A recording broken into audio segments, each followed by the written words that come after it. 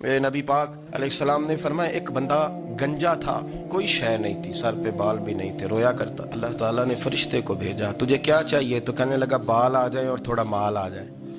فرشتے نے ہاتھ پھیرا تو بال بھی آ گئے تو بکریاں بھی آ گئیں، لائنیں لگ گئیں، مال ہی مال ہو گئی۔ دوسرے کے پاس گیا، وہ کوڑا تھا، اس کو جا کے کہا کیا چاہیے؟ کہنے لگا شفا ہو جائے اور کچھ اللہ تعالیٰ آسانی کر دے۔ شفا بھی ہو گئی، گائیں بھی دے دی، بھینسیں بھی دے دی، مال ہی مال ہو گئی۔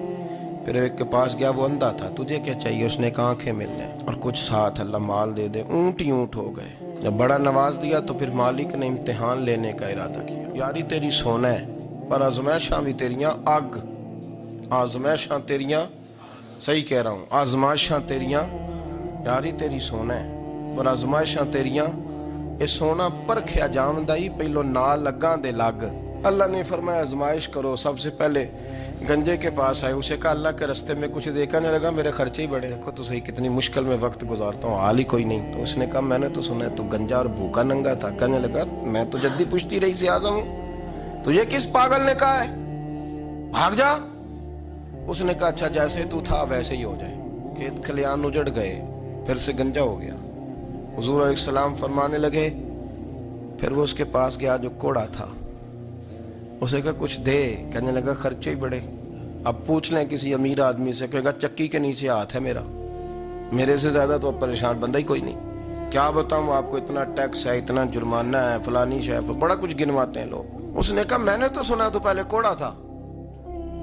اس نے کہا اچھا دوڑ جا، میں تو رئیس اعظم ہوں، دادا بھی پردادا بھی اور ساری نسل ہی۔ اس نے کہا اچھا جیسے تو تھا ویسے ہی ہو جائے۔ پھر وہ گیا اندھے کے پاس اور جا کے کہا اللہ کے نام پہ کچھ دے۔ تو کہنے لگا رب کے نام پہ؟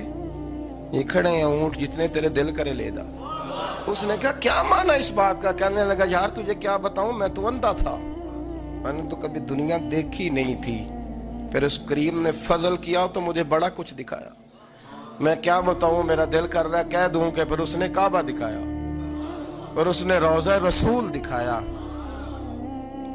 پھر اس نے ریاض الجنہ کے سجدے دکھائے، پھر اس نے اپنے محبوب کے دروازے کی رونقیں دکھائیں، اس نے بڑا کچھ دیا، اس نے بڑا نوازا۔ میرے پاس تو شاید میں بدکار پرانا خادم، کسے در ملی نہ ٹوئی، یہ تے واصف یار نے نظر جو کی تھی، پھر واصف ہی ہوئی، یہ تو اس کا کرم ہوا۔ تو یہ وہ کہنے لگا تو اللہ کے نام پہ جان مانگ، میں وہ بھی دینے کو تیار، میرے پاس تو شے ہی کوئی نہیں تھی، مجھے تو اپنا پتہ ہے، میں تو کوئی شے نہیں تھا، کچھ نہیں تھا میرے پاس، یہ تو ان کا کرم ہے کہ روخ ان کا ادھر ہے۔